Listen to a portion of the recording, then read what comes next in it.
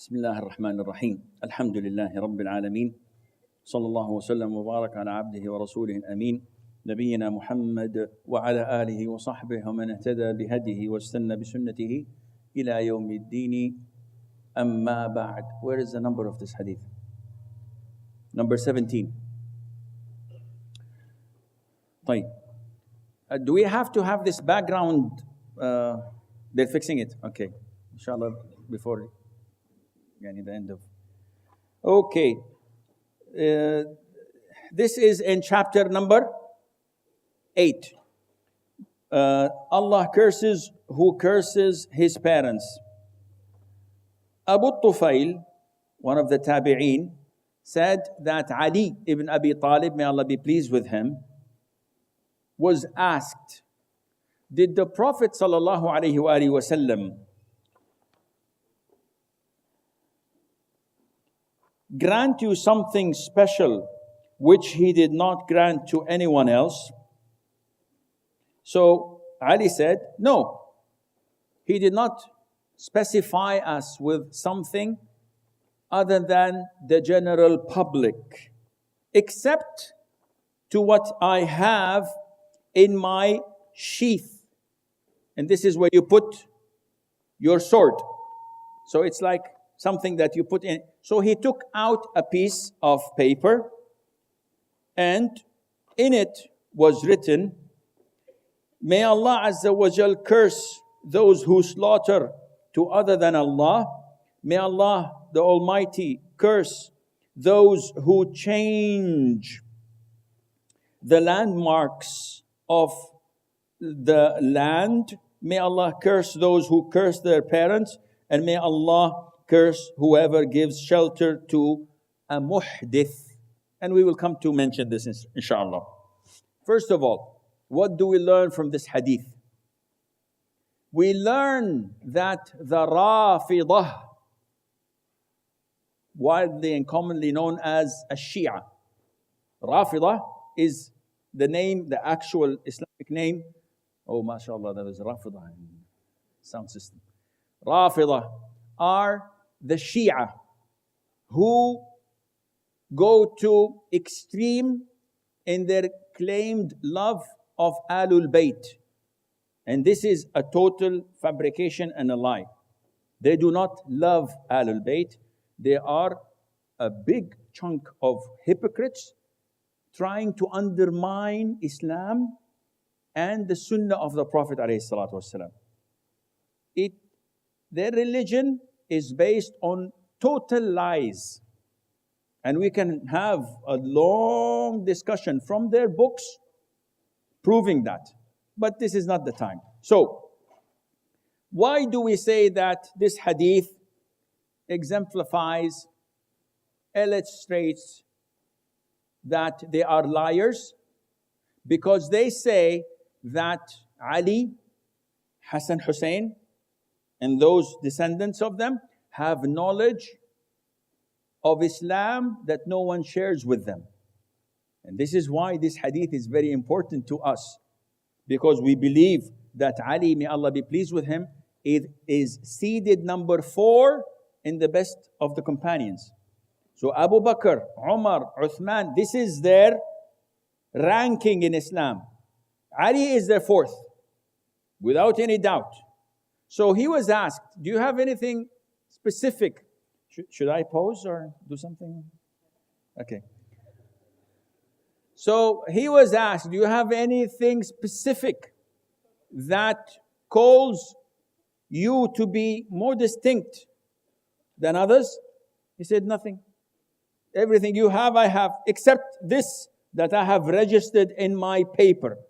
So one would think that it's a registration of a piece of land only for him, or special powers, or that he's the successor after the Prophet, and something special. And when he brought the paper, there are 4 things in them, and they're all cursed.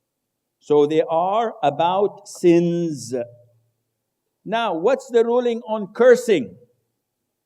Do you have cursing in Malay? What do you say?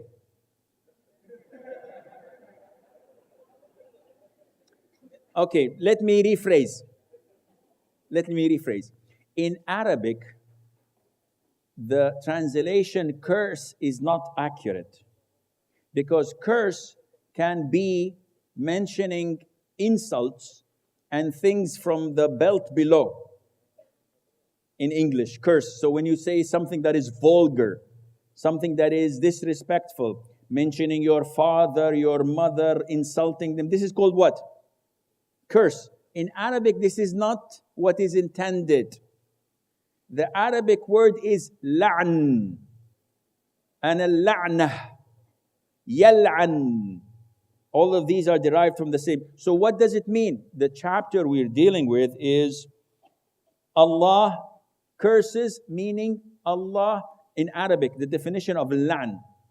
In the Quran, Allah says, la'natullah ala al-zalimin. The curse of Allah is among the transgressors, the wrongdoers. What does la'an mean? Definition of la'an in Arabic is to get someone out of the mercy of Allah. End of story. Why do I say do you have curse in Malay? Not to slander someone's mother or daughter or his honor. No, this is not what I intend. In Arabic, when I say la'an, I say Allah yil'anak. May Allah get you out of His mercy. The word yil'anak. La'nat Allah alayk. The curse of Allah is upon you. So I am referring to this type of curse. Do you have it in Malay? You don't have anything related to Allah. You have anything, which is good, sort of. See, when someone says, I'm going to curse Sheikh Assim. Sheikh Assim, you're stupid. You are a moron. He's cursing me, right? In Arabic, this is not cursing me. He's insulting me. In Arabic, if he says, Allah yil'anak, this is the Islamic word of curse, of la'an. So this is what I'm going to relate to when I speak about curse. So now, please refocus. When I say curse, I mean to get someone out of the mercy of Allah. This is what I am referring to when I speak about curse. First of all, is it permissible to curse someone specifically? The answer is no. Why? Because if you say to someone, may Allah get you out of His mercy, if he's out of His mercy, where is he? In hell. Halas. So this is totally not permissible. However, there is a difference between individual cursing and general cursing. What is the difference? If I have brother Abdullah here, and I say, Abdullah, may Allah curse you. This is individual cursing. This is haram. General cursing is similar to what the Prophet had said, alayhi salatu wasalam. First, those who associate others with Allah. Second, those who associate by slaughtering. Those who change the landmark, and we will come to talk about this. So, in the Quran, Allah mentions a lot of the times that may Allah curse the wrongdoers. May Allah curse the transgressors. The Prophet said, alayhi salatu wasalam, in so many hadith, may Allah curse, meaning to take out of Allah's mercy. So many categories of people. One, the one who steals. Two, the one who fornicates. For women, for example, the Prophet cursed the women who pluck their eyebrows.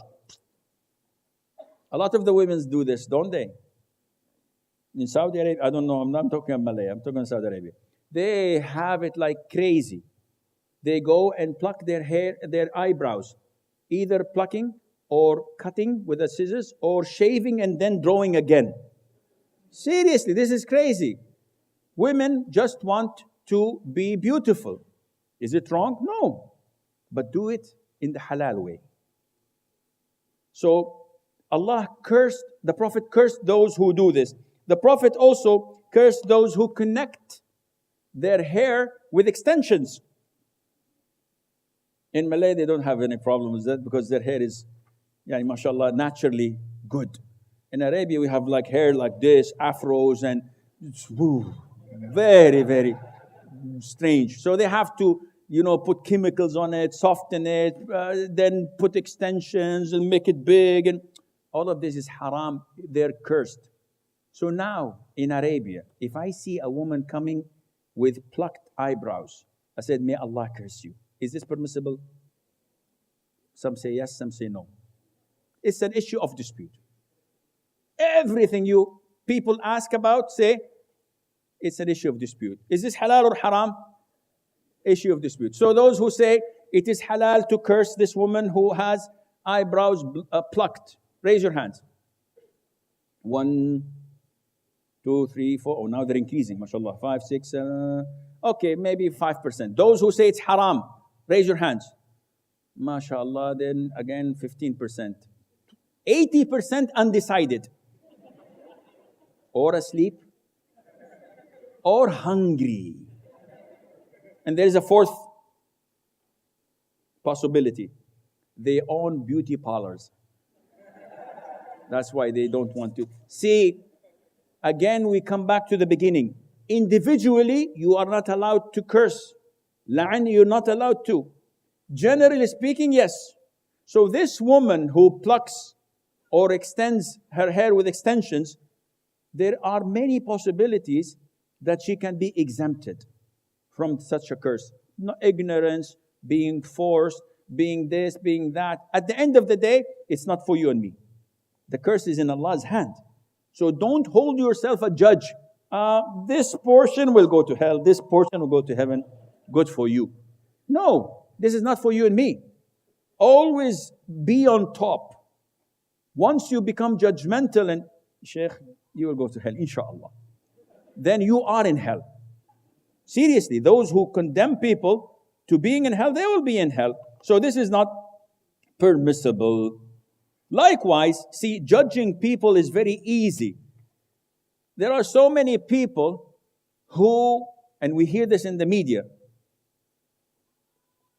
when they come and talk about jihad, they say so-and-so was martyred in the cause of Allah. Is this permissible? Does he pluck his eyebrows? It's not related. Come on, think positive. This is not related. A guy died in the battlefield. We say he is a martyr in the cause of Allah. Correct? Nope. When you say he's a martyr, you say he's in Jannah. You are praising an individual. I don't know what is in his heart. I say whoever dies on the battlefield or the cause of Allah will enter Jannah. This Abdullah individual, I cannot judge him. If I say he's a shaheed, he's a martyr, I am giving him the permission to enter Jannah, and this I do not hold in my hands. So it is very important to know the concept of judging people and to say what is right and what is wrong. We go to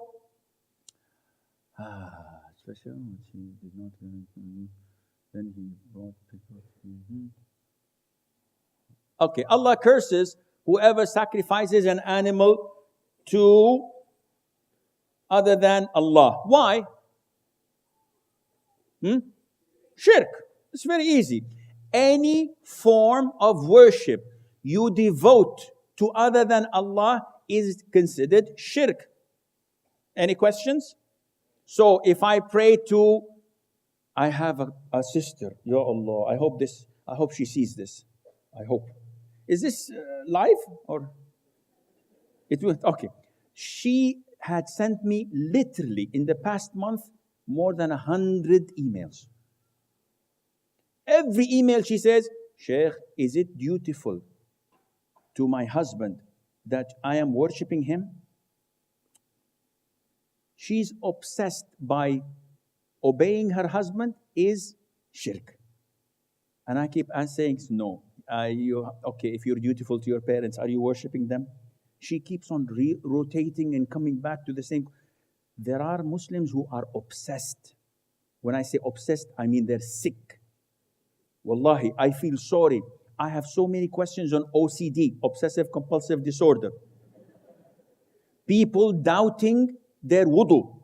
Sheikh, if I come out of the toilet and I touch the knob of the door, and before me was a person, and I don't know if he washed his hands or not. So is my hand considered to be najis, nabak, as they say in Urdu? And if I touch the TV and the kitchen and the couch, should I wash all of this? What kind of questions do I get? Wallahi, I get hundreds of questions like this. And I have to answer them. This sister, I tell her, you need psychiatric help. After maybe 20 emails being soft, I went into attack mode. Said, you're sick and you're wasting my time. Because these OCD people, if you keep on talking to them, they take, wallahi, the whole day from you. You have to come to a stand and slap them. To wait, seriously. Otherwise, it will destroy their lives. First, it starts with purity. Then it starts with the food. Then it starts with their self-hygiene. Then it starts with, am I married or not? He comes to me, Sheikh, I divorced my wife. I said, okay, she's divorced. He said, no, I didn't say it. It's in my mind. So she's not divorced. Yes, but I keep on attaining myself. Did I say it or not? And he keeps on coming. I said, Akhi, she's not divorced. Because even if you say it, you are insane. And the insane's divorce is not valid. Seriously. So now, any form of worship attributed to other than Allah is what? Do you have any doubts in that? A lot of the brothers in Malaysia, when they come and shake hands, they say, Assalamu alaikum wa rahmatullah. What are you doing? This is ruku', and bowing cannot be except to Allah. Be careful. Oh, Sheikh, this is a custom. Custom, immigration, tax offices. This is your problem. In my religion, this is what? Bowing. Even if you play karate or judo, if you're Japanese, it is not permissible. Nodding, some scholars say it's haram. Others say it's okay, nodding. So when someone says, hi, Ibn Al-Qayyim says it's haram. Ibn Al-Qayyim says this is haram because imitating the kuffar. This is his time. Nowadays, we do this, I don't know, they have so many symbols. This is haram. So bowing, be careful. You're my people, I love you guys. It's against Islam to bow. Straight, keep your head and bow. Kissing the hands of your parents is permissible. No problem with that. It includes bowing. You're not going to break your mother's shoulder and left her. I just want to, no. You have to do this, but it's not included in the bowing process because it's kneeling for the kissing of the hand is permissible. So I just thought that to bring this to your attention. So number 2, changing the landmark. Changing the landmark, how would you change the landmark? Here, now, it's probably difficult. In Arabia, in the rural areas, this happens overnight. I have 100 square meters. I go to bed. I wake up in the morning. It's 90. What happened? My neighbor came at the night, moved the fence a little bit. His land is bigger. Mine is smaller. In Arabia, a lot of killing results from this. You wake up, you find your property is short, you are in dispute, you can't prove it. You go to the judge says, bring me your evidence. You don't have evidence, you end up killing him. His son ends up killing you. Your son ends up killing his brother. And the feud goes on and on. This is why Allah takes out of His mercy those who change the landmarks. This can cascade into so many things because you are cheating, you are altering the truth. And this is not our topic. Thirdly, Allah Azza wa Jal curses those who curse their parents. Now, there are 2 types of cursing your parents. Direct and indirect. The direct is to go to your father and say, may Allah curse you. Your mother, may Allah curse you. And this happens. If the man in his mid-50s slapped his mother on the face, it would be easier to curse. And this would not be imagined except from the very evilest person possible. To be this abusive to the parent, this is beyond imagination. Yet the indirect cursing is happening every single day. How is that? In Arabia, alhamdulillah, you don't have this in your culture. In Arabia, we have it like rice. And this is when I curse your father. If I'm at dispute with you, I say, Allah yal'an abuk. May Allah curse your father. Allah yal'an ummak. Now, I feel strange saying this because I never say this in Arabic, not even in my thoughts. So I'm saying it happily because people don't know Arabic. Allah yal'an abuk. So it brings joy into me. I'm doing something I'm unable to do. I like coming to Kuala Lumpur. Anyhow, this happens a lot, especially in fights when people are fighting and driving. You hear this all the time in schools. Unfortunately, it happens even with the youngsters, jokingly. So when two youngsters in the university or at high school meet one another and they haven't seen each other for a long time, لعنة الله على أبوك. فينك يا شيخ? Where have you been? May Allah curse your father. May Allah curse your mother. And he's joking, happy. And he says, may Allah curse your father as well. The other one replies. This is indirect. The Prophet said, alayhi salatu wasalam, it is a major sin to curse one's father, one's own father. And the companion says, oh Prophet of Allah, who would curse his own father? Who would curse his own mother? He said, you curse another man's father and he curses your father in return. So this is indirect. The Prophet says, do not bring this to your father by cursing others' fathers. And it's like touche. You curse my mother, I curse your mother. You accuse me in my honor, I accuse you in your honor. If your house is made of glass, what? Don't throw people's houses with stones. Because once they do, your house will be taken down. And the final, very important, is may Allah curse whoever gives shelter to a muhdith. Muhdith has a number of interpretations. One of them is an innovator, someone who makes innovation, bid'ah. You know bid'ah? We Wahhabis all bid'ah, bid'ah, bid'ah. We have nothing called Wahhabi. No one in Saudi Arabia is called I'm a Wahhabi. They will laugh at you. Yet people are trying to tarnish the reputation of the Salafi da'wah, of the Wahhabi, of Ahl Sunnah wal Jama'ah, so that they can keep people away. It is called Ahl Sunnah wal Jama'ah or called Salafiyya. Nothing as Wahhabis. But when we come to innovation, is it part of the deen? Is it? It is totally not related to deen. Chapter 5, Surah Al-Ma'idah, verse number 3. Allah said, and this ayah was revealed on the day of Arafah, on the 10th year of Hijrah. Al-Yawma akmaltu lakum deenakum. Today I have completed your religion. Wa atmamtu alaykum ni'mati, and perfected my favor upon you, and accepted Islam to be your religion. If it is part of the religion that was completed on the 10th year of Hijrah, then it's good, do it. If it is something not part of the deen, then it is what? Bid'ah, an innovation. Simple as that. And you cascade this on everything we have in life to know whether you're following the Sunnah or you're having a new innovation. Anything.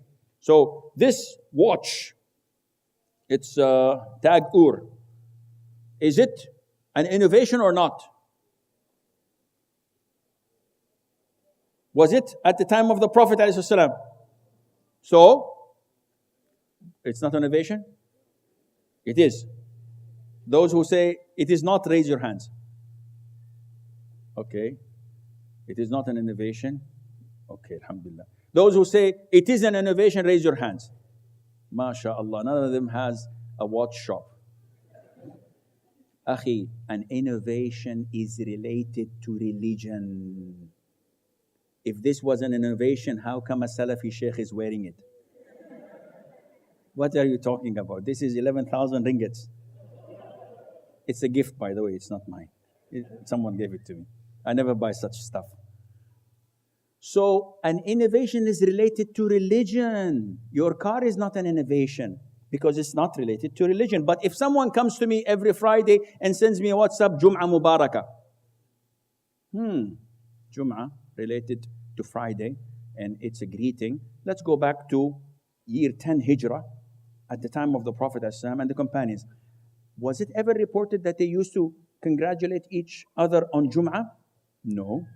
Did they have the reason to do so? Yes. Jum'ah was every week. It's a blessed day. And it would only be normal that they exchange greetings if it were part of the religion. Have they ever done this? Nope. So, classification? Bid'ah. Now, is it as serious and big bid'ah as slaughtering to other than Allah? No, of course not. But who cares how big or small it is? Our religion is based on following the footsteps of the Prophet ﷺ. You follow him, you go to Jannah. You divert a little bit and say, yeah, but he didn't do it, but maybe he did it and it was not reported to us. Some people say this. He did it, but it was not reported to us. If it was not reported to us, then it is not part of the deen. Because Allah said, today I have completed your religion. Part of being complete, that it all came to us. Otherwise, the sky is the limit. I can say the Prophet did this particular sin, but it was not related to us. The Prophet used to beat his wife every single day, but it was not related to us. This is nonsense. Religion is crystal clear. The Prophet said, I have left you on a clear sheet.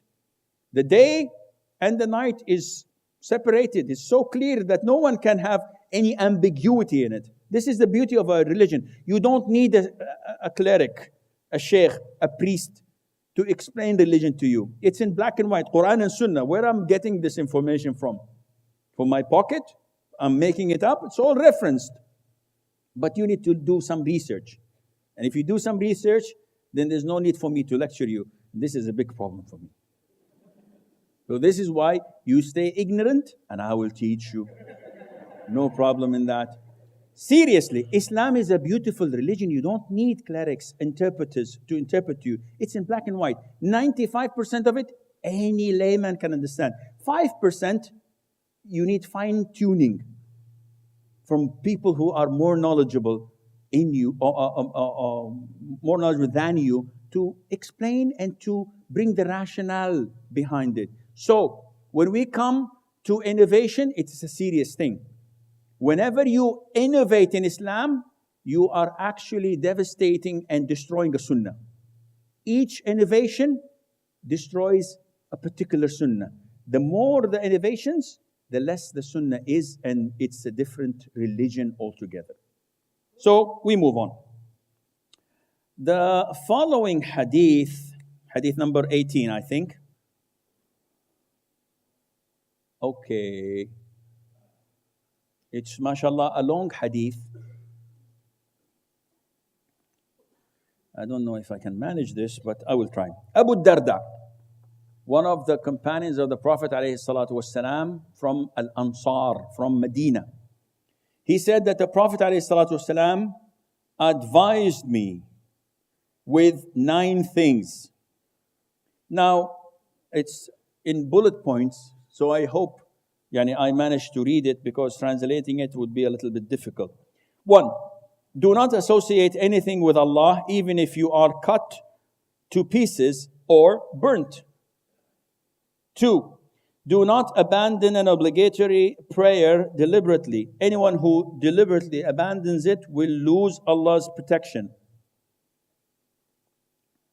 3.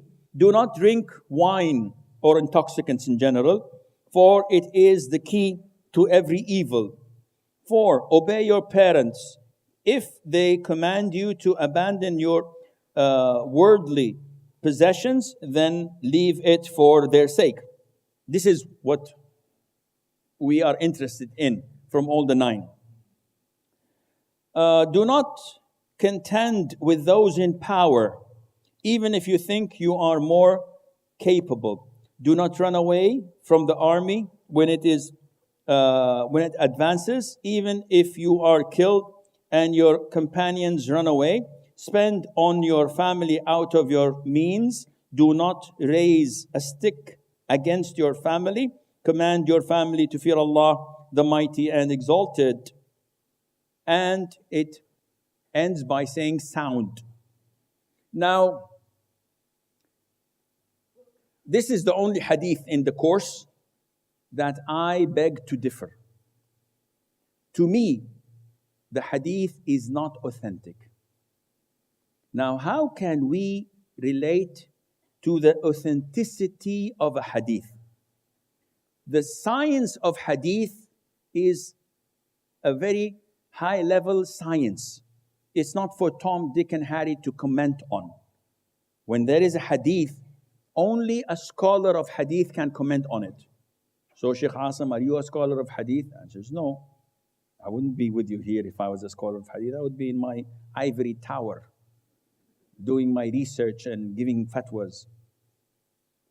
A scholar of hadith is a person who had spent so many years, like Imam Bukhari, in researching, memorizing, analyzing the hadiths. And the hadith is composed of 2 main aspects. One is the isnad, which is the chain of narrators. How did we get this hadith? Well, I found it on 9/11 or 7-Eleven or whatever shop. No, there's nothing like this. I found it on a paper. No, there has to be a chain of narrators.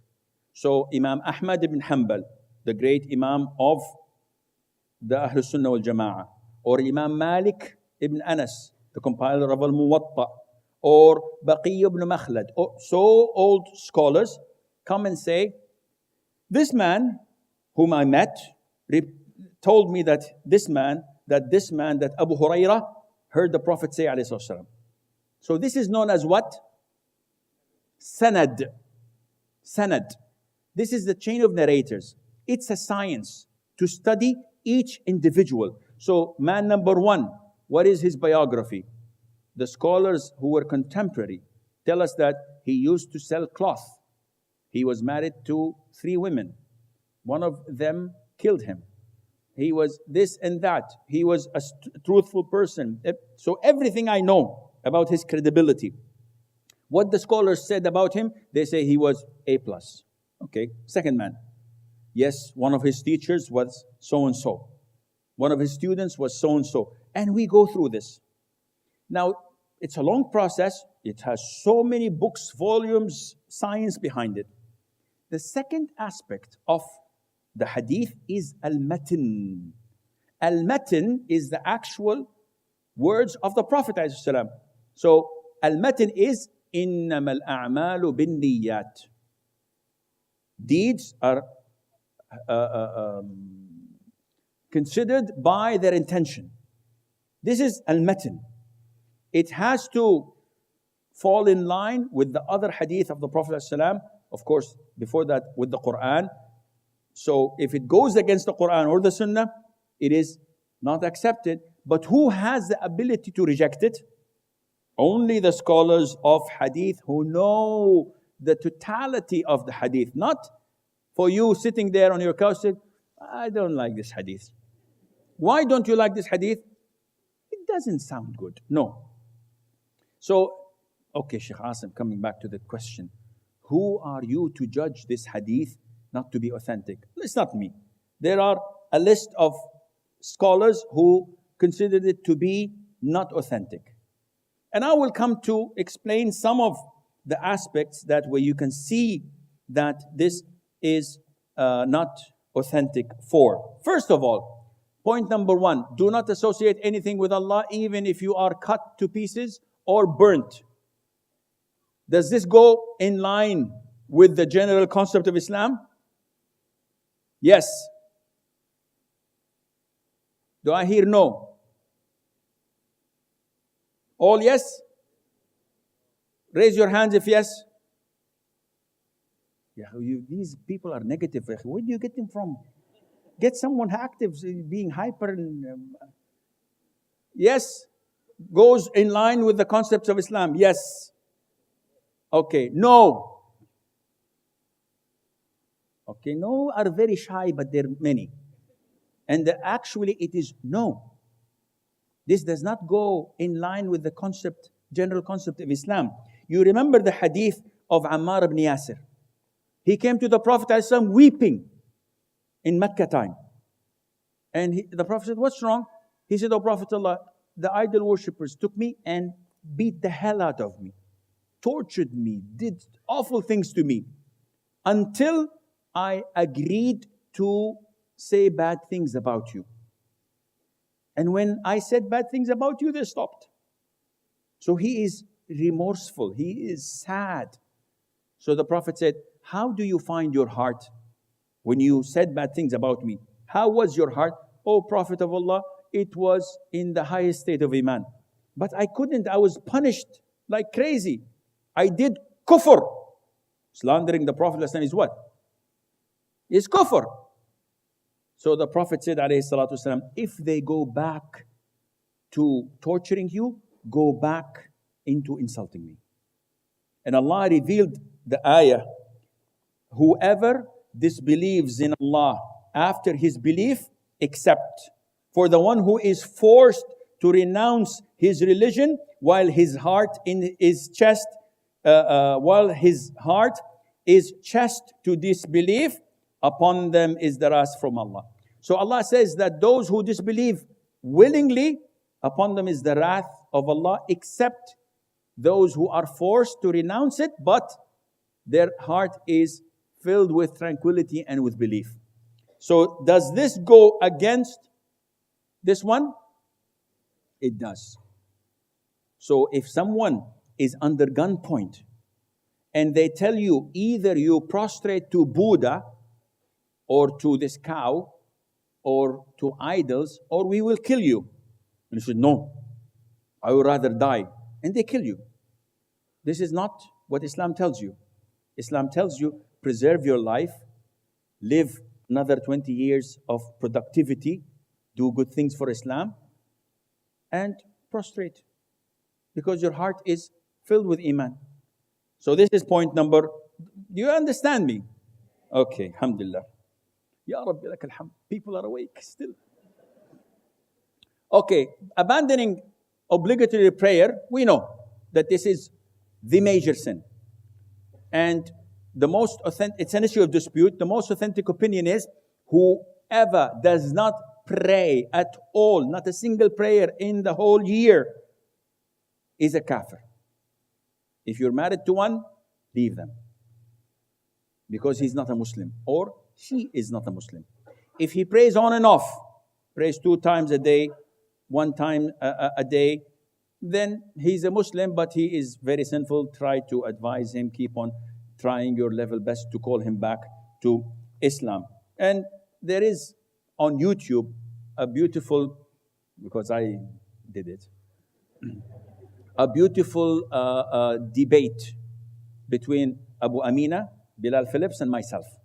We did it about 4 years ago in Birmingham in the UK, before I was banned from entering UK. This means I'm famous, and I'm happy. When they ban, I'm banned, alhamdulillah. So it's beautiful, because the Sheikh Abu Amina, Bilal Phillips, displayed the opinion that says he's not a kafir. I displayed the opinion, those who say it's kafir. And you can learn a lot from the evidences presented from both and come up with a conclusion of your own, inshallah. number whatever, do not drink wine, for it is the key to every evil. What is the hadith? The hadith is وَلَا تَشْرَبَنَّ الْخَمْرِ. This is crystal clear. So anything that intoxicates you, whether it's beer, it's vodka, it's tequila, it's gin, it's bourbon, it's scotch, it's whatever, you know. It's all haram. You cannot consume it. Anything that takes your mind, if consumed in large quantities, one drop is haram. Obvious and clear, inshallah. Obey your parents. If they command you to abandon your worldly possessions, then leave it for their sake. This is the essence, that you should obey your parents. This is why we brought this hadith here. And this sentence is correct. There is a hadith where the Prophet says to a companion, you and your wealth belong to your father. You know this hadith? Yes? Every father knows this hadith by heart. The children, no, is it sahih? Is it authentic? I've heard it, but I'm not sure. It is authentic. Yet the understanding of it differs. I know a brother whose son is a multi-millionaire. And he keeps on asking his son to give him a trip around the world, to buy him a new villa, to buy a new furniture, new TVs, and buy cars. And the son comes to me and complains. And the justification of that father is that my son and his wealth, as the Prophet ﷺ, belongs to me. His understanding is wrong. Why? Because the consensus of all scholars, if the son dies, who or what does the father inherit? If the understanding is as the father understands it, the father should inherit everything, and nothing goes to the wife, nothing goes to the son, nothing goes to the daughter, nothing goes to the mother. But this is not the case. If he has a son, the father gets only 1/6, and his grandson gets the rest. You know the inheritance thing. This is not the time, but the concept is, if you understand the relationship, then you go back to understanding you and your wealth belong to your father. What does it mean then? It means that you should not deprive, you should not prevent your father from what he needs. You must give to your father what he needs if you have access. So a multimillionaire like myself. Why are they laughing? Okay. Manish, I forgive you. A multimillionaire like myself. My father comes and says, I want 100,000 ringgits to change the furniture of the house. So, okay. I look into my father's wealth, and I find that my father has in his bank account 100 million. Excuse me, why do you want to take from me? If I have access and it would not affect me, it is a must for me to give him. Because even if they ask you to come out of your worldly possessions, do it. But there are restrictions. If I am a 9-to-5 worker, an employee, I have my salary, I have my wife, my children, my flat I live in, and I want to improve my life. I don't have my own property. And he wants to take a portion of what I possess that would affect my wife's livelihood or my children's livelihood. In this case, I do not give him, except what he needs. If he's stone broke, I have to provide from him food, shelter. But if he has money and he asks me of something that harms me, I am not entitled to give him. It's not my obligation. I give you another example. I'm rich. I have money. And he has money, but not that rich. And he says, I need 10,000 ringgits. I said, with all pleasure, my father. Why do you need it for? He said, I want to give your brother the money so that he could go for vacation.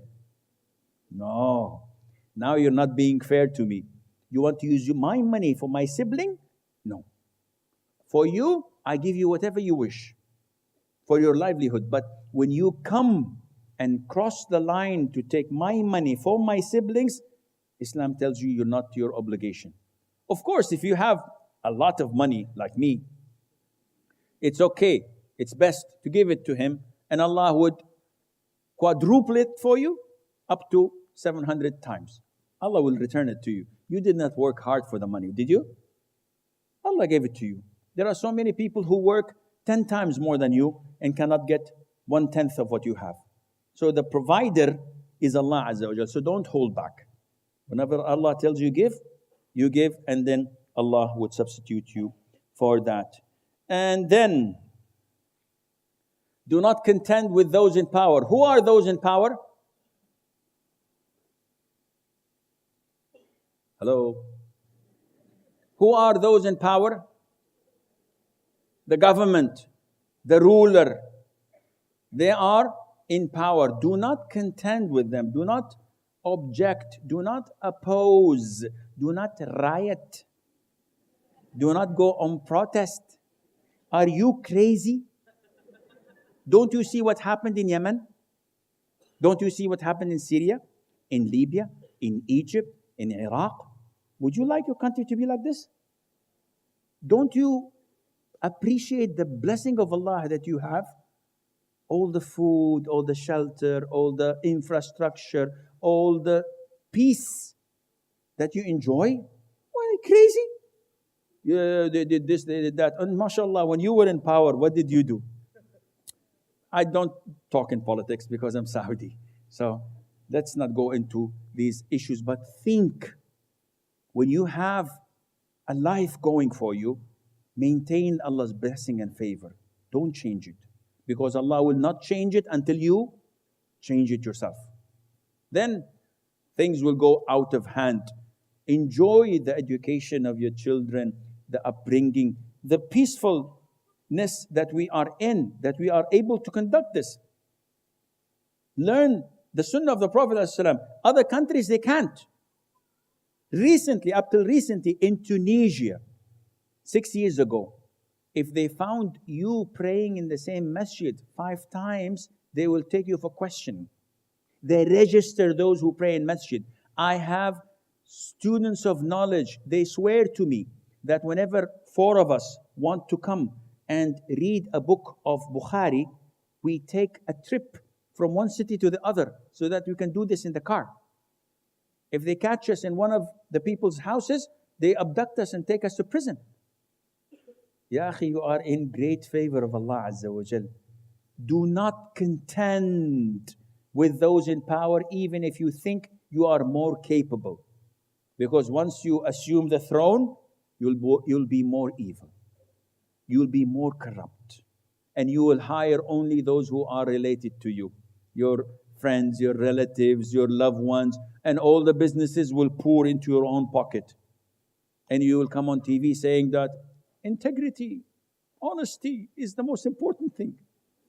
Stay away from what corrupts your heart. Don't contend. And then the Prophet says, alayhi salatu wasalam, if the hadith was authentic, do not run away from the army when it advances, even if you are killed and your companions run away. Now this goes against the ayah in the Quran. Allah Azza wa Jal says in the Quran, O you who believe, when you meet those who disbelieve advancing for battle, do not turn to them your backs. Yani do not run away. And whoever turns his back to them on such a day, on the day of war, unless swerving as a strategy for war or joining another company, then has certainly returned with anger upon him from Allah. So in the Quran, in chapter number 8, Surah Al-Anfal, Allah tells us, do not turn away and run away from an army. Unless you're swerving, it's a strategy. So we're head on, they're coming, we move sideways. We're not turning away, but we're taking a different position. Or, holy whatever, there are so many of them, then we have to join another army or battalion or a company in order to become stronger, because if we meet them, we'll die. Here, the hadith, which I consider to be not authentic, says you must not do this even if your fellow fighters run away. Allah says at the end of Surah Al-Anfal, now Allah has lightened the hardship for you, and He knows that among you is weakness. So, if there are from you 100 who are steadfast, they will overcome 200. The previous ayah in the beginning of Islam, if the ratio of Muslims to the enemy is 1 to, how much? 10. If the ratio is 1 to 10, if there is 1,000 of you, you must fight 10,000 men. If there is 100, you must fight 1,000 or less. You cannot run away. But then Allah made it lighter. So instead of 1 to 10, He made it 1 to 2. Allah says, Azza wa Jal, so if there are from you 100 who are steadfast, they will overcome 200. And if there are among you 1,000, they will overcome 2,000. Which means that in a fight, if the army is double the Muslim army, we must stick to our grounds and fight them to the death. If they're more, Allah tells you, don't kill yourself. Preserve yourself. Protect your Islam, because this is better than being annihilated. And this concept of ratio and the general good is not found with a lot of the minorities of Muslims or Muslim countries. So, for example, if I'm in an occupied territory and the majority of the non-Muslims around me have the military, the police, the riot police, the arms, the weapons, everything, and the Muslims are helpless, no arms, no artillery, nothing, and they revolt. What will happen to them? We are doing jihad. The enemies would annihilate them in no time. So no problem. No, there is a problem. Islam tells you don't fight. Preserve yourself. Spread Islam. Spread Tawheed. Try to elevate the Muslims instead of killing them. What is the use of so-called jihad if you end up by the majority of the Muslims being either killed or extradited or immigrating or living in poverty? What's the use of it? Is this what Islam calls for? Bloodshed, destruction? Look at Syria. 6-7 years ago, they used to travel without any problem. They used to go to universities, to schools. They had 3 meals on the table. They are, until today, the most hospitable people on earth. When you go to their country, they're so hospitable. They open their homes, they host you, they give you food. What is happening to them now? They're all over the world. Because of what? Because of a handful of ignorant people seeing what happened in Yemen, Libya, Egypt, what else? Tunisia. The rebellions, and say, oh, okay, we can do the same. Yalla, bismillah. Ya akhi, wait, you don't have anything. So no, we'll just peacefully demonstrate. What is happening now? Those in Syria are cursing Islam, because they think that Islam brought this to them. Islam did not bring this to them. Ignorance did. We have to fight. We have to do jihad. He's kafir. What are you doing to the people? The millions of peaceful people who just want to pray, fast, eat, and take their children to school. They destroyed their lives altogether. So this concept is extremely important to believe and to understand. And Allah knows best. Thirdly, I don't know who's counting. Spend on your family out of your means. This is not our topic. Do not raise a stick against your family. The Prophet is telling us not to beat our family, our children, our wives. There are people who use domestic violence. They have this. You don't have this in Malaysia, do you? The sister saying, yes. The brother, no. Do you have domestic violence here? These are not men. Those who hit their wives like this are not men. There is a difference between male and man. Though the category is male, but not every male is a man. A gorilla is male, but he's not man. And this is why we do not give justice to an eagle when we say that he's a bird and so is a chicken. So this is a very important aspect. The Prophet ﷺ never ever beaten a woman or a child in his life. Those who hit their wives are not men. If you're man enough, come and talk to her brother, especially if he's my size. Speak to her father and try to beat him if you're man enough. But beating this poor captive woman who's afraid of you because you're impulsive, because you're not a man. If she defends herself, you may say the word that destroys her marriage. Inti taliqa, you're divorced. Allah gave you this word because you're supposed to be a man.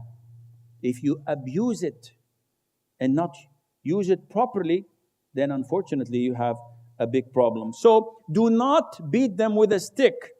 Yet there is a hadith that says, keep it visible. What does it mean, keep it visible? That don't go to the extreme of being too soft. There has to be reward and punishment. So there has to be hung in the home a stick, so that the children would, I have sticks in my home. Never used it. But whenever I get angry with my grandchildren or lots of, mashallah, grandchildren, I said, I will bring that stick and hit you on your feet. Khalas, this is enough. They know, they see it. But if it's not there, one of them would say, where is it? We don't have one. But I have 2 or 3 hidden here and there, and it's visible. They can see it. So this is what is meant. Do not raise a stick against your family. Command your family to fear Allah the Mighty and Exalted. So with this we come to the end of this hadith, inshaAllah. We move on to hadith number 18. Is it? What is this? We finished this. 21. طيب. The thermostat in this room is a little bit crazy. Sometimes it's too cold, and sometimes it's too hot, ya Abu Ahmed. Now it's too hot. Okay. Hadith number 21 also deals with being dutiful to your parents. The Prophet said, alayhi salatu wasalam, may he be disgraced, may he be disgraced, may he be disgraced. So the companion said, who are you referring to, O Prophet of Allah? The origin of this hadith, the Prophet had what is known as mimbar. What is the mimbar? It's the place where the Prophet climbs to give the khutbah. So it had 3 steps, 1, 2, 3. So he climbed the first one and he said, Ameen. The second one, he said, Ameen. The third one, he said, Ameen. So the companions asked him, why are you saying Ameen? He said, Jibreel came to me and he said to me, 1, 2, 3, one of them, he said, whoever attains his parents or one of them, when they are old, and he does not enter paradise through them, may Allah Azza wa Jal disgrace him. Say Ameen. So the Prophet said Ameen.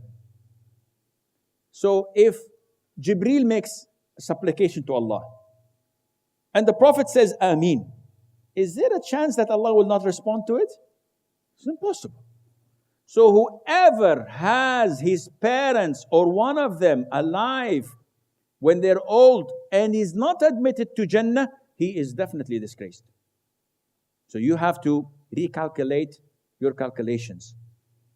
What am I doing with my parents? How am I treating them? How am I dealing with them? Now, it is sufficient to enter hell to be disgraced. But to know that this could have been prevented by being kind, by being tolerant. So many times, if someone says bad things to you, it shows on your face. It shows that you are agitated. This must not be at all with your parents. So many times they criticize us, don't they?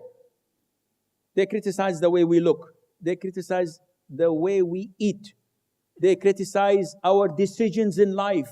Sometimes they remind us of, I told you not to do this, right? You still didn't. I told you don't marry that woman. She's evil. She's bad. Now after divorce, look what happened to you.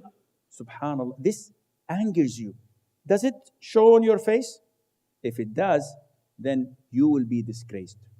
Because you're hurting her feelings. You're hurting his feelings when he's old. There was a clip, I think you've seen it all. An old man sitting with his young boy in the garden, and he's commenting on something, repeating it. The father has Alzheimer maybe, and the son says, yes, father. Yes, father. And the fifth time he says, Khalas, you've said this so many times. How many times should I say yes, yes, yes? I've heard you. And the father's, like in his 80s, doesn't comment. Then the second day he brings his memoir, the father. And in the memoir, it is 40 years or 35 years ago when he's writing, my son is talking about a small bird and he repeats the same word 15 times, and I corrected to him and I said yes, yes, yes, without saying any complaints. The moral is, look at how the father treated his son when he was young. He was patient with him, and look how you are treating your father or you're treating your mother. They have invested so much in you, and if you fail to pay back, then their investment was not in its place.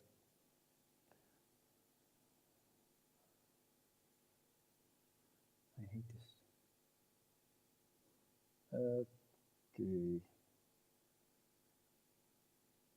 Okay.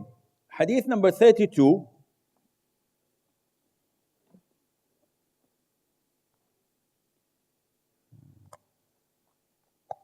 How much time do you have?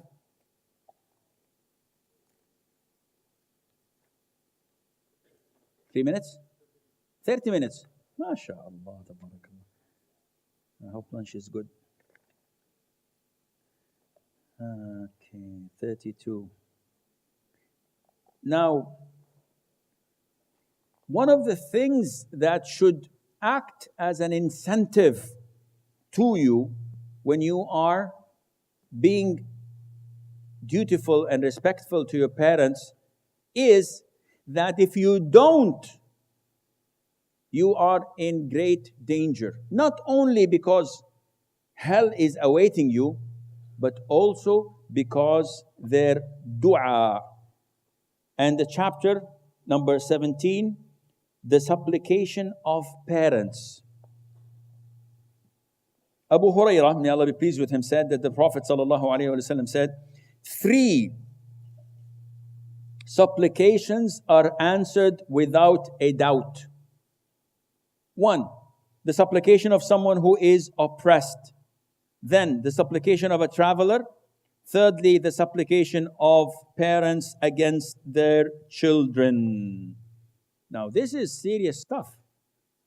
Here, he did not say supplication of parents for. He said supplication of parents against. Because the normal trend is that parents make supplication for their children. I personally, every single salat, every single opportunity, the priority list is for my children.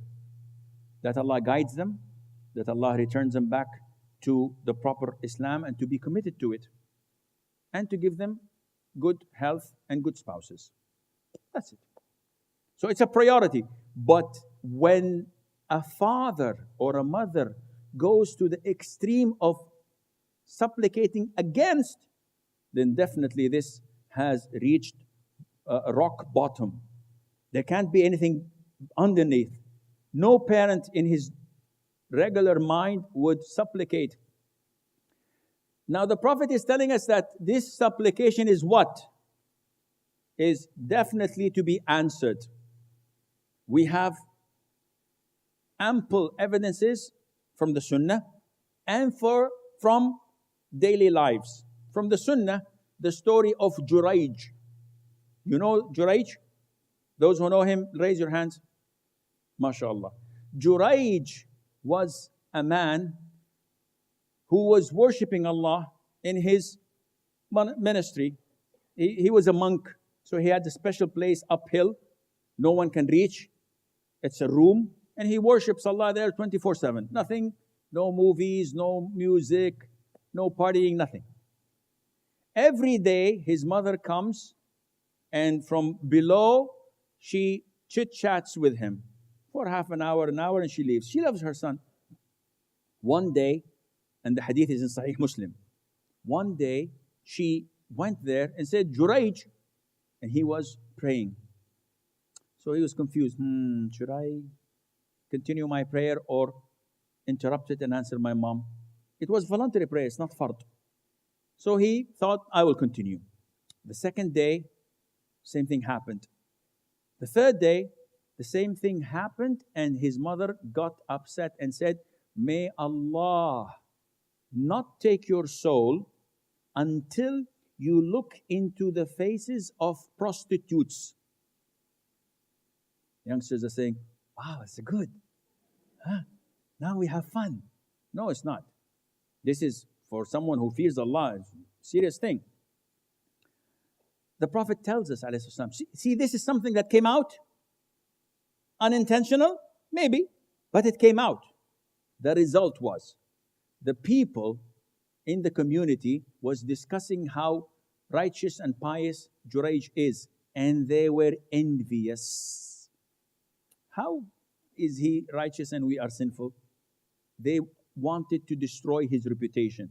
So a prostitute came, a woman said, I can tempt him and seduce him.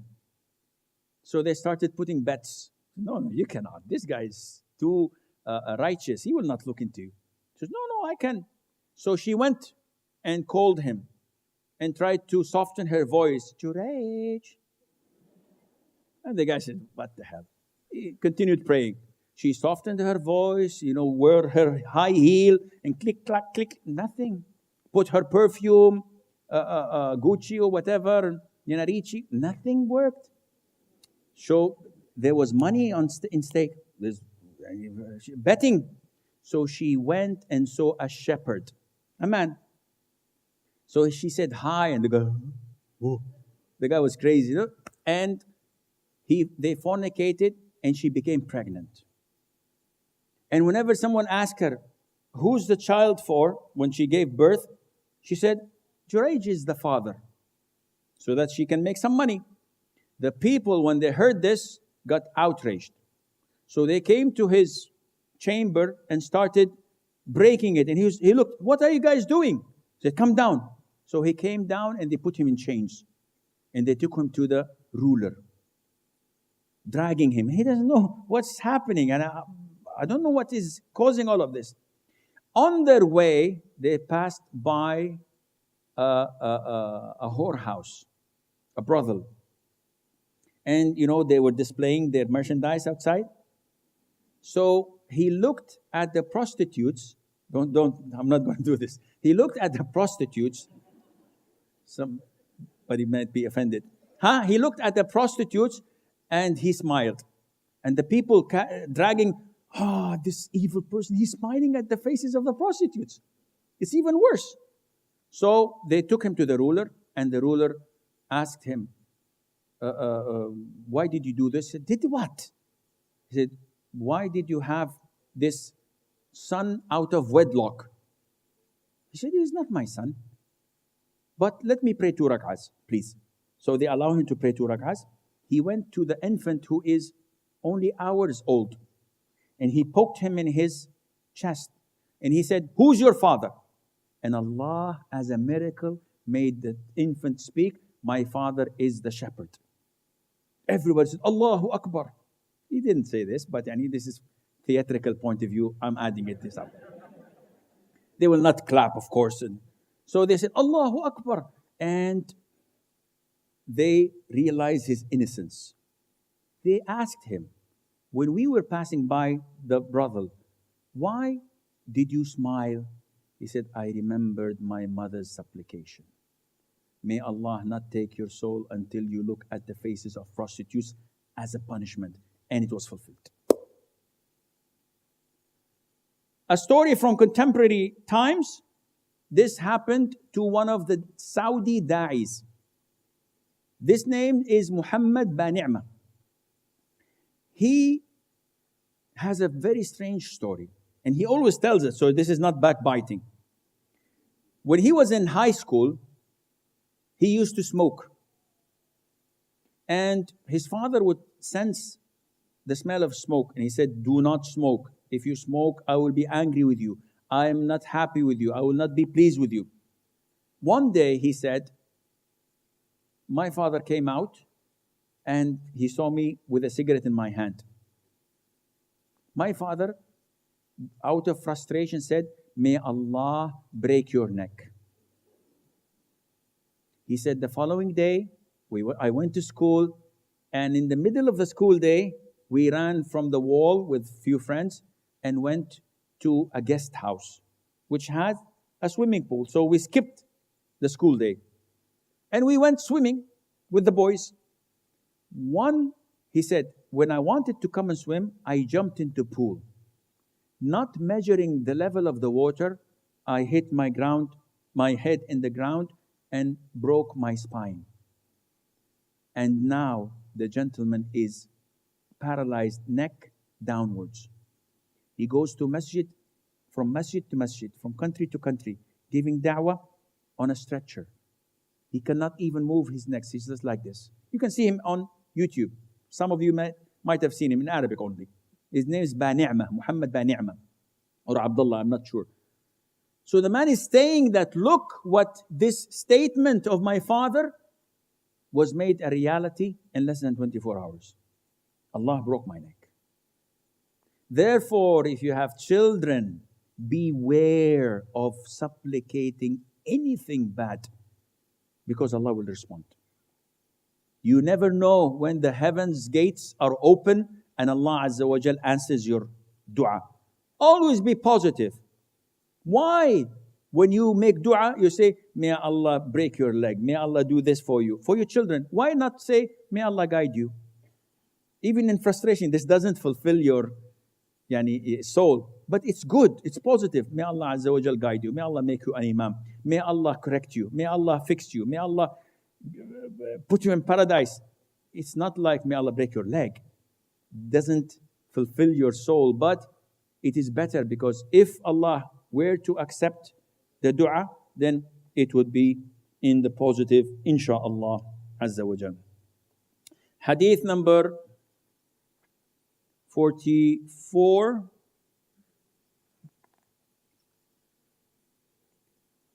MashaAllah, this is from the print house. It's just brand new. And the chapter is, a man should not call his father by his name, nor sit before him, nor walk ahead of him. This is not a hadith from the Prophet ﷺ.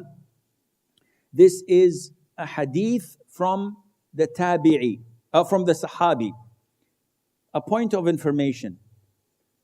the hadith that is related to the Prophet ﷺ has a terminology in the science of hadith called marfu'.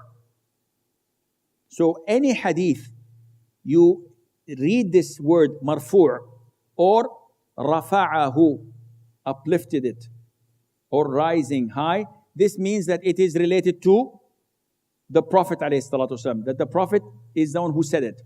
But when you hear or see the word mawquf, mawquf classifies it as the hadith of the companion, not of the Prophet ﷺ. So which hadith is this? Marfu' or mawquf? This is mawquf. So what is it? Abu Hurairah, may Allah be pleased with him, saw two men walking together. So he said to the younger one, "Who is this to you? Who is he?" So the man says, "This is my father."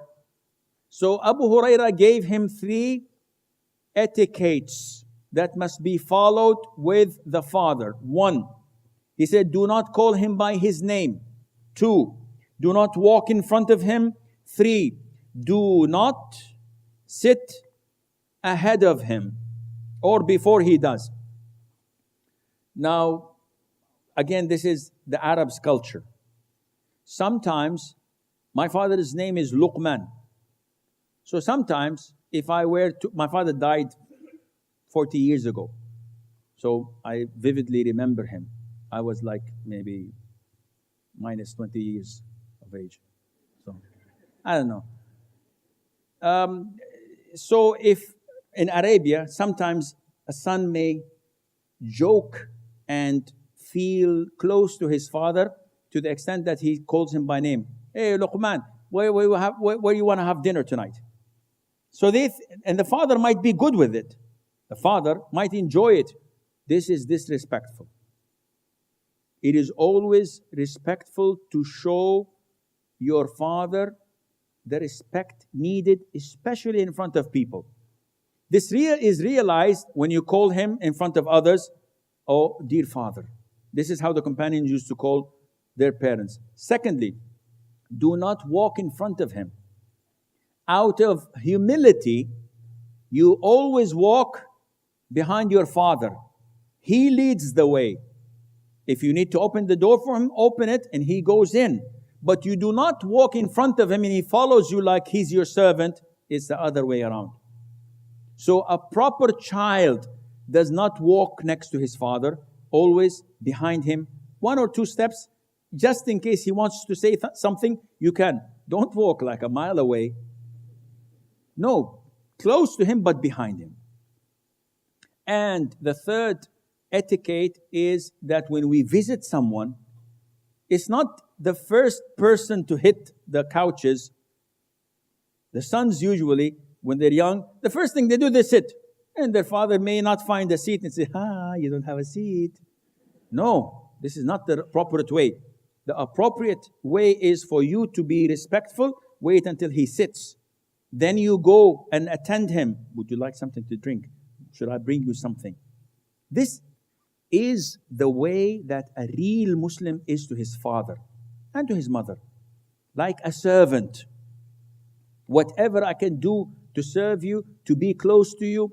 In Arabia, it's part of our etiquette, which is not dealing with Islam, but it's etiquette, that the son is always standing when the father is sitting with his guests. He's standing. Whenever his coffee is hot, like now, especially when you speak, you need coffee all the time. No problem, no problem. I'm not complaining, am I? No. So whenever the guest's cup is empty, they go and fill it and stand. Until the guests themselves feel sorry. "Come on, akhi, sit." So no, this is my duty. This is what makes a father proud. When his sons are men, taking responsibility, doing whatever in their possession to give him pride. Unlike the poor father who's every couple of weeks is being called from the police station, "Your son was in a fight, your son did this," and people are complaining of him cheating or dealing with their daughters, and this is a disgrace. So Abu Huraira is telling us how to show our respect. Daughters should do the same with their mothers. When their mothers have guests in the house. My daughters are not all alike. Some of my daughters are guests. Seriously, so they sit and eat the croissants and the sweets and the chit-chat. One or two of my daughters are like bees, going to the kitchen, bringing this, and cleaning the tables. Yes, what can I bring for you? Any more juice? And they keep on going around. You can see and tell that the mother is proud of this one and not as proud of it. This is what brings pride to a parent's heart. Okay. We move on to Hadith 49.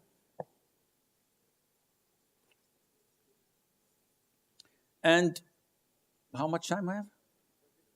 20 minutes. Okay, this is a different chapter now, which deals with kinship. So, after going through the duties of the parents, we move on to the duties of kinship. What do we mean by kinship? In Arabic, it's called Ar-Rahim. And the word Ar-Rahim, okay, let me give you commercial break. I need to drink water. This is open. Is it? You opened it because sometimes they put something in it and out of security. So if I misbehave, you know it's not me. Now, when we come to the word Ar-Rahim in Arabic, Ar-Rahim refers to the womb of the mother. It's Arabic called Ar-Rahim. So it is derived also from Allah's mercy. Ar-Rahim, Ar-Rahman. So it's all related to mercy, to the womb. And this kinship is a result of only your relationship to your father and mother. So the kinship you are ordered to connect to and prohibited to sever is your relationship through your father and mother, which includes your grandparents, your siblings, brothers and sisters, your nephews and nieces, your uncles and aunts, your cousins from both sides, mothers and fathers. All of these are called what? Kinship. And it is one of the mandatory things for Muslims to connect and to try to reconcile if severed. Abu Ayyub al-Ansari, may Allah be pleased with him, said that a Bedouin, came to the Prophet ﷺ while he was traveling. The Arabic word is arada, meaning that he interrupted and came in the way of the Prophet ﷺ, and said to the Prophet ﷺ, tell me of something that would bring me nearer to paradise and further away from hellfire. And the companions used to love when a Bedouin comes and asks the Prophet ﷺ. Why? The companions had so great respect to the Prophet ﷺ that they were hesitant. Not everyone would come and ask. The Prophet had this posture, this status, that if I want to go and ask, I would think twice. No, he's so great. He's so a prophet, I cannot ask him. Not me, I'm sinful. So whenever a Bedouin comes, Bedouins don't have knowledge. They don't have etiquette. They live with camels and in the desert. What do you expect from them? Like me. I don't live in the desert, but I have the same mentality. So they love it because they come and ask direct questions. Hadith Anas, may Allah be pleased with him. He says, we used to love it when Bedouins come and ask the Prophet. A Bedouin came to the Prophet ﷺ and said, O Prophet of Allah, a man loves people, but he cannot do what they do. So he's referring to himself and the Prophet. He says, I love the Prophet ﷺ, but I cannot do your forms of worship and prayer, and you're so close to Allah Azza wa Jal.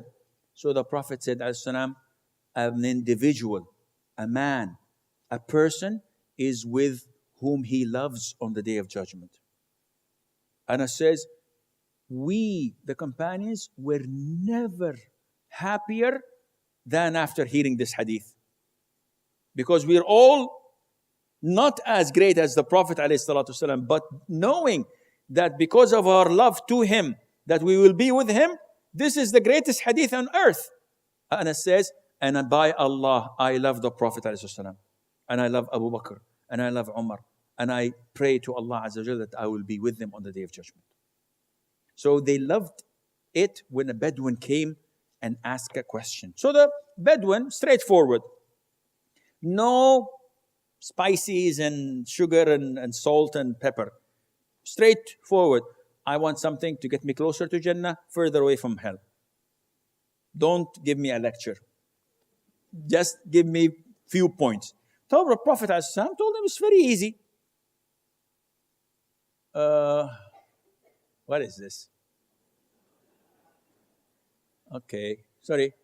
Okay, worship Allah and do not associate anything with Him. Our greatest asset in this life is our tawheed. We have nothing to show on the Day of Judgment. We don't have jihad. We don't give our money for the sake of Allah Azza wa Jal. We don't do a lot of night prayer. We don't fast Mondays, Thursdays, and the white days. We don't offer our assistance and help to any Muslim we see. We are concealing so much to ourselves. The only thing that we can come and be proud of is our tawheed. And this is in great danger if we do not preserve it. So the Prophet told him, easy. First of all, worship Allah and do not associate anything with Him. And perform the prayer. So prayer is essential. There is no escape. You must perform your prayer on time. Pay zakat. If the Muslims paid their 2.5 zakat over their wealth, there would not be a Muslim who is poor. But why? Muslims are manipulating their assets. 11 months and 28 days after they possess the money, they take the money and buy property. 2 days before zakat is due. And 2 days before the second year's zakat is due, they sell it and cash it into money. And then they buy stocks. And then they are evading paying zakat. And this is why we have poverty all over. And finally, among the things that the Prophet associated with tawheed, with salat, with zakat, is maintaining the ties of kinship. Now, it is extremely important to know what are the limits of maintaining the ties of kinship. And why do we say this? A lot of the people have confusion. How do we connect the ties of kinship? And so many of them complain that they have problems. What is this? I mixed apples with oranges. End up having smoothie. No problem.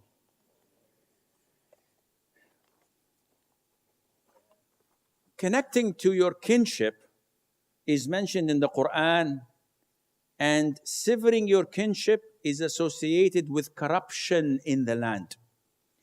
For you to learn today is to take your mobile phone and see your uncles and aunts, your siblings, your cousins, your nephews and nieces, and see when was the last time you contacted them. Wallah, I know of siblings living in the same city, not meeting one another, and telling their children, if you go and give salam to your uncle, I will kick you out of the home. Why is that? Because 40 years ago, they had a dispute over a silly thing. He invited his friends and left his brother and not invite him for dinner. His brother got angry. It escalated to what we see today.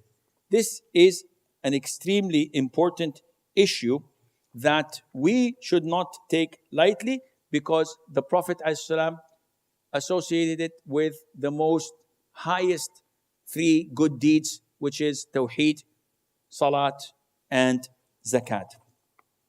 Moving on to Hadith number 50 in the same chapter, Abu Hurairah, may Allah be pleased with him,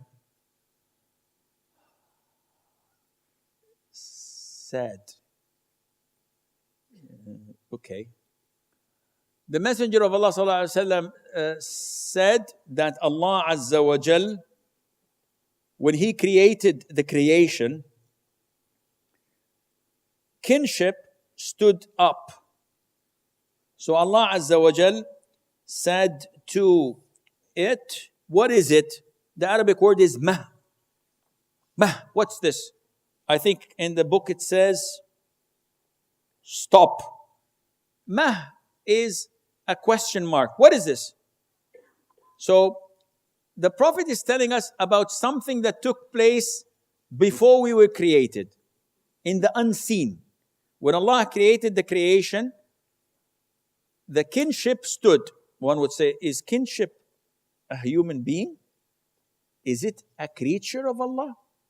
All these immaterial things that we know of are, at the side of Allah, creatures. So is death a creature? Yes. Life is a creature. How do we know this? Allah says in ayah number 2, Surah Tabarak, Al-Mulk, الذي خلق الموت والحياة ليبلوكم أيكم أحسن عملا. Then death and life are of Allah's creations. So likewise is kinship. Kinship stood up, and as the Prophet said, sallallahu arose. What is this? So Allah said, what is it? So kinship said, this is the stance for one seeking refuge with you from being cut off. So kinship felt and sensed that what Allah had created would sever the kinship. So she's seeking refuge. Oh Allah, do something so that people would not sever me. So Allah Azza wa Jal says, are you content or are you not content that I should maintain connections with the one who maintains connections with you, and that I should cut off the one who severs you? Kinship said, yes, indeed, my Lord. Allah says, you have this. This is granted, which means if you succeed in connecting your kinship, Allah Azza wa Jal would connect you. What does it mean that Allah would connect me?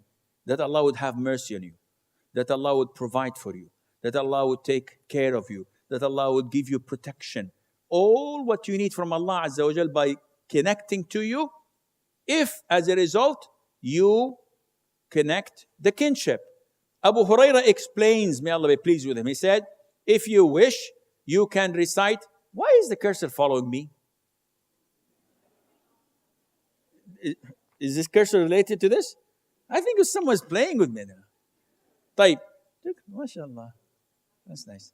If you wish, you can recite Allah's ayah. So, would you perhaps, if you turned away, cause corruption on earth and sever the ties of your relationships and your kinship? Which means that they are related. Kinship, Allah associated it with spreading corruption on this earth or in this land. We have time for one more question. 5 minutes? Yeah, one more. Insha'Allah. طيب, hadith number 52 in the excellence of maintaining family ties. Now, this hadith is a little bit scary, but it's beautiful. So many times, I think we have another hadith that is referring to this. Let me check. Yeah. Hadith 68 is related to this, but I will mention it here, and then when we come to Hadith 68, we will go. So, in the remaining 4 minutes, can you please raise both hands? Those who are asleep, yes. Both hands. Stretch. Yes, mashallah. Now I got a cramp. Okay. You will have, inshallah, a whole hour and a half to stretch and eat and sleep and let your hair down. Even you sisters, no problem. On your own, inshallah. طيب. A man comes to the Prophet ﷺ. And this is exactly what is happening to all of us. We have similar relatives of ours like this. So he says, O Prophet of Allah, I have relatives with whom I maintain connections while they cut me off. I continue to call them, to visit them. They close the door in my face. They completely cut me off. I am good to them while they are bad to me. They transgress upon me while I am forbearing towards them. So give me some logic. Why would I continue to do such a thing? The worst thing on earth is when you're kind to someone and he's evil to you. How long can you go? Usually, not long. So, a sister goes to talk to her husband nicely. He's abusive. He never compliments her. He never says a good word to her. After a week or two, khalas, she gives up. Who cares about him? Likewise, if you have relatives and you go out of your way to call them, to invite them to your occasions, to try to be nice, but they're bad. They're abusive, and you're kind to them, and you tolerate them. And you try to give them gifts. Instead, they are, is this lunchtime? Instead, they are not reciprocating. So the Prophet ﷺ said these beautiful words. If things are as you have said, it is as if you are putting hot ashes on them.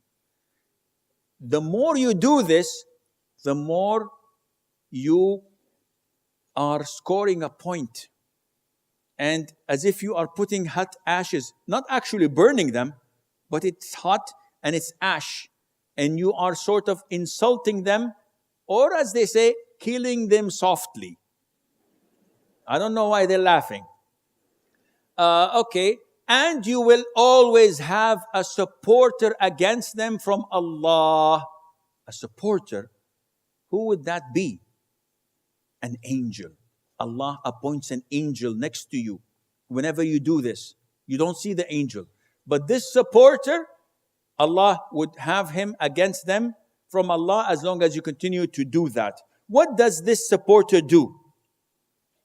This supporter, whenever they say something against you, he says, no, it's against you.